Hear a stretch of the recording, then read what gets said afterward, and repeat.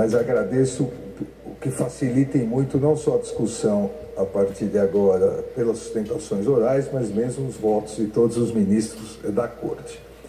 Eu chamo tribuno Dr. Valber de Moura Agra, que falará pelo representante, o Partido Democrático Trabalhista, o PDT Nacional. Concedo a palavra a Vossa Senhoria pelo prazo regimental de 15 minutos.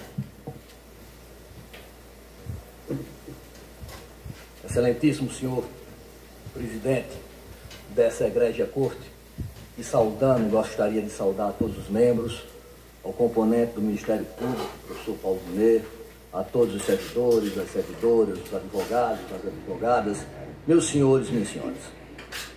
Nesse momento histórico, que esse egrégio tribunal, Casa da Democracia, segundo plasmou o seu presidente Alexandre Moraes, necessita-se algumas reflexões. E essas reflexões serão feitas a partir de agora, começando por Saramago. Por que foi que cegamos? Não sei. Talvez um dia se chegue a conhecer a razão. Queres que te diga o que penso? Diz. Penso que não cegamos. Penso que estamos cegos. Cegos que veem, cegos que vendo não veem. Senhores, dos fatos, os fake news que povoam parte, infelizmente, da realidade brasileira, também estão presentes nesse processo. Não se trata de uma AGE de embaixadores, é a AGE contra ataques sistemáticos ao sistema eleitoral, é a AGE em defesa das instituições, é a AGE em defesa da democracia. Também não se está aqui tentando imputar responsabilidade por conjunto de obra. Não, cada fato aqui, por si só, representa um gravame inexcusável para a democracia. Não se trata apenas de uma reunião de embaixadores. Trata-se de uma pluralidade de fatos. Fatos com marcos pretéritos, eleição de 2018, que sem nenhuma prova robusta foi menoscabada, foi desprezada dizendo que havia ilícitos, e eleições de 2022, com a antevisão de conduta golpista. Se o resultado não fosse íntegro, não se cumpriria as decisões.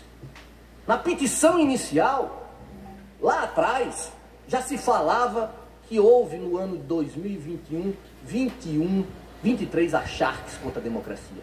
E como essa ação é uma ação investigatória, rogou-se que o judiciário pudesse investigar. Que investigações e que tipificações foram essas? Tipificação de abuso de poder político, tipificação de conduta vedada, tipificação de desordem informacional, tipificação de uso indevido de meio de comunicação. Mas não há fatos, há apenas uma reunião. Como não há fatos? Será que vamos entrar novamente em estágio de cegueira coletiva? Como não há fato? Houve uma reunião com claro desvio de finalidade para desmoralizar as instituições. E de forma internacional, que é grave, excelências. Utilizou-se bens públicos para finalidades eleitorais, em várias vezes. Constrangeu-se servidores que foram ao palácio na calada da noite, estão nos autos isso. Utilizou-se a TV Brasil, desviou-se propaganda institucional para disseminar fake news. Utilizou-se aviões da FAB, isso sim, utilizou-se aviões da FAB, está nos autos, excelência. Dano ao erário em várias oportunidades. Difusão sistemática de fake news. Ataques sistêmicos à democracia. Principalmente aos ministros. Veja que coisa pesarosa. Veja que cena triste da nossa história. E a esta corte. E ao STF. E por último, tentativa nítida de golpe militar, de golpe de Estado na conceituação de Cruz Malaparte. Vejam, senhores. Se fosse qualquer outro mandatário, com essas provas autoevidentes, está-se-ia aqui discutindo o conteúdo da reunião dos embaixadores. Por que o medo da luz? Por que o medo da luz? Houve acusações de impropérios sem lastro em nenhuma prova. Ao longo de toda quase 50 minutos, envergonhou-se o corpo diplomático brasileiro, sem provas, com alegações descabidas, tentando transformar nossa nação em um páreo internacional. E naquele momento, vários fake news. Que as urnas brasileiras não permitem auditoria. Mentira. Que a apuração de votos é realizada por uma empresa terceirizada. Mentira! Que as urnas foram fraudadas em 2018. Mentira! Que houve acesso aos códigos-fontes. Mentira! Que um hacker conseguiu invadir o que há de mais sagrado na nossa integridade. Mentira! Todos os veículos de checagem, de forma uníssona, repeliram isso. Trouxe-se um processo kafkaniano, cujo acusado à Justiça Eleitoral está sendo emparedado, está indo para o patíbulo, sem uma única prova substancial, ou até mesmo formal. Sensível a esse modus operandi, o Tribunal Superior Eleitoral criou uma comissão de transparência eleitoral. E veja, quase 73% do que fora sugerido foi aceito. E aí falou-se de um argumento raso da falta de eleitores. O sentido não era eleitores, meus senhores. O sentido era difusão na infoesfera, acarretando sua viralização inaudita. O fato de uma reunião para os embaixadores é um agravante, porque tentou-se, num fato tupiniquim, dar repercussão internacional para manchar nossas tradições. Se não fosse grave, excelências, o New York Times não teria feito uma reportagem no qual os embaixadores internacionais, está nos autos, estavam com medo de um golpe de Estado.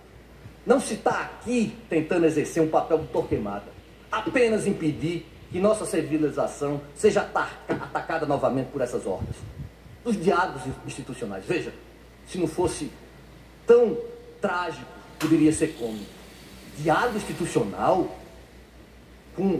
onde não há o respeito do outro, onde não há mensagem, só há ataque. É isso mesmo, quando há ataques desarrazoados ao regime democrático e ao ocupante dos seus cargos públicos.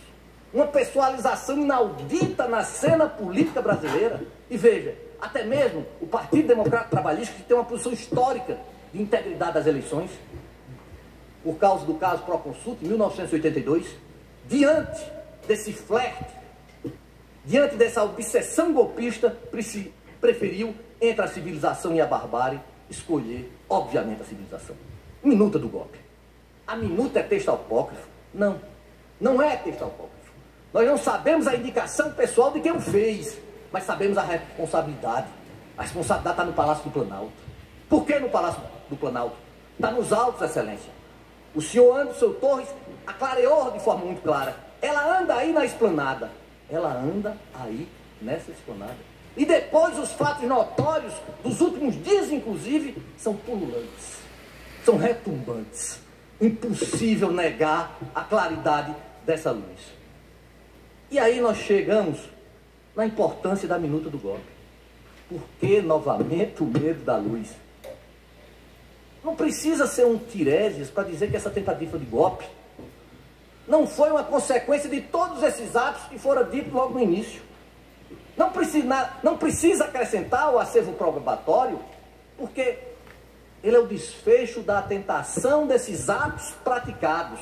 Ele é requisito dessa ópera bufa que tentou-se ser feito, a internalização do caos para conquistar nossas instituições, solapá-las e ferir o regime democrático. A minuta de golpe não é o creme de la creme. Ela é apenas o ápice vergonhoso do menosprezo à coisa pública. Coisa pública. Será que nesses tempos de pós-modernidade, de pós-verdade, poder-se-ia negar o que está lá? E o que é pior, a defesa, ela vai a ser direcionada não na questão substancial, não em negar a tentativa golpista, não em dizer que houve, por parte dos investigados, o zelo da coisa pública, o cumprimento da nossa Constituição Cidadã. Muito pelo contrário. A defesa é feita através, não da negação do fato, mas é feita através de quê? É feita através da tentativa de óbices processuais. É feito através de mais uma fake news. Então veja, quando eu não nego o seu conteúdo, quem cala consente. Quando eu não nego o seu conteúdo, eu vou dizer que eu tentei uma tentativa de golpe de Estado no século XXI. Veja que coisa desprezível. Uma democracia cidadã com partes que deveriam respeitar o processo eleitoral, tentam negar este mesmo processo eleitoral. Não estão acostumados a auscultar e a respeitar a vontade popular. E essas tipificações? Quais foram essas tipificações? A configuração de abuso do poder político foi bem nítido, exemplificando a reunião dos embaixadores, exemplificando o desvirtuamento das propagandas institucionais. Isso daí está muito claro. Depois, nós poderíamos dizer mais o quê? Nós poderíamos dizer que onde está a conduta vedada? A utilização, em vários momentos, não faço um corte epistemológico temporal, em vários momentos, em 2021, em 2022, de bens públicos, desviados com funções eleitorais. Uso abusivo de meios de comunicações. Veja, viramos uma democracia do fake news. Viramos uma democracia da relativização, inclusive de preceitos morais. Relativização de preceitos morais. E por último, não teve, pelo menos a acuidade, não teve pelo menos o pudor de utilizar de forma espalafatosa a TV Brasil. Isso ficou muito claro. Não tem eleitores. Como se precisaria eleitores se fora divulgado para todo mundo, para todo o Brasil, e depois repisado incessantemente por meio da mídia digital. Plasmas o que Maquiavel dizia, e não é Goebbels, é Maquiavel: mentir, que é alguma coisa a de ficar. Será que essa pós-verdade pode mentir em questões ontológicas essenciais para a nossa soberania, essenciais para o nosso conceito de civilização? É isso mesmo que estamos fazendo? E aí chegamos na importância da minuta do golpe. Ele é importante? Ele não é importante?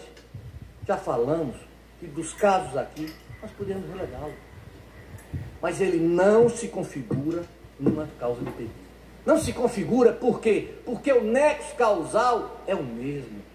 A ação é investigatória. Não se adianta você pegar preceitos privatísticos do processo civil quando o processo civil não tem a autonomia dentro do processo eleitoral. O processo eleitoral tem subsidiariedade. A Abradep, que tanto honra o esforço intelectivo dessa seara, já disse bem claro da autonomia do processo eleitoral. Como é que eu vou dizer que uma investigação, a causa de pedir e os fatos, causa de pedir prévia, mas eu vou negar o fato, eu vou congelar o mundo finalmente? É isso mesmo que está tentando fazer? O distingue, excelências. O posicionamento esperado por essa egrégia corte é de negar que haja uma consecução, uma analogia com o caso de Dilma Temer. Por que essa diferença? Porque o posicionamento esposado no TSE, lá naquele caso, foi que houve uma negativa para ampliação do objeto da demanda. Aqui não se imputa ou não se pede uma elecação do objeto da demanda. Por quê? Porque os fatos posteriores são desdobramentos do primeiro. A narrativa é a mesma. A narrativa é a mesma. Não há incorporação de nenhum fato novo, de nenhuma causa de pedido diversa. A minuta de golpe não é fato, excelência, não se transmudou na realidade, não houve a sua realização. É um documento nocivo, um dos piores documentos de toda a civilização constitucional do Brasil.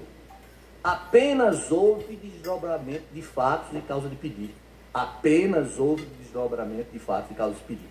Também isso foi feito, que urge aqui ressaltar o ilustre trabalho feito pelo relator, o ministro Benedito. Uma acuidade sem igual, um esmero ímpar, uma profundidade teorética salutar. E a gravidade? A gravidade está aqui.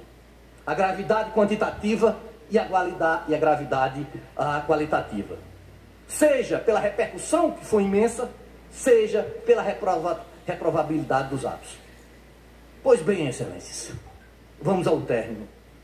Nesse momento histórico, deve-se ecoar mais uma vez as palavras de Goethe, que no seu leito de morte disse: luzes, mais luzes. Por que a sociedade brasileira precisa de tantas luzes? Por que, Excelência? Porque nós necessitamos sair da cegueira ao qual estamos condenados, Excelência. Porque não podemos cair na barbárie, Excelências. Porque devemos suplantar os fossos da nossa sociedade. Porque devemos recolocar nossa nação ao trilho do desenvolvimento. A claridade é o principal instrumento para debelar esses flagelos. Portanto, Excelências, com base em todas as provas robustas apresentadas, o Partido Democrata Trabalhista roga que todos os pedidos da inicial sejam aceitos, para que a posteridade, Excelências, a posteridade, com orgulho, possa afirmar a plenos pulmões que em Brasília ainda há juízo. Muito obrigado a todos e a todas. Agradeço.